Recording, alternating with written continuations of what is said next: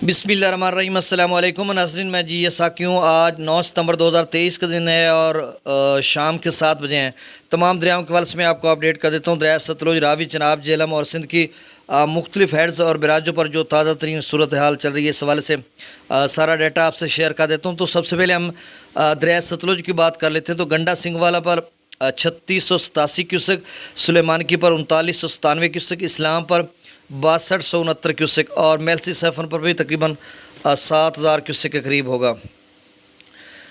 दरिया रावी में जसड़ पर 6602 क्यूसेक, शादरा पर 22322 क्यूसेक, बल्लो की पर 8025 क्यूसेक, सिदरई बराज पर 3531 क्यूसेक।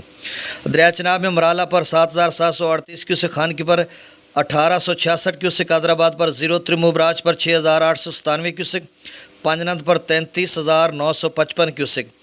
दरिया जिला में मुजफ्फराबाद पर 1660 क्यूसेक, डोमिल पर 4370 क्यूसेक, चतर क्लास पर 9440 क्यूसेक, आज़ाद पथन पर 18310 क्यूसेक, कोटली पर 2020 क्यूसेक। मंगला डैम से जो अखराज किया जा रहा है वो 54,153 क्यूसेक और रसूलपुर से जो अखराज हो रहा है वो 19,705 क्यूसेक। दरिया सिंध में स्कर्दो पर 56,400 क्यूसेक, पी ब्रिज पर 76,700 क्यूसेक, बिशाम पर 84,700 क्यूसेक। तरबेला डैम से जो अखराज किया जा रहा है 1,40,900 क्यूसेक।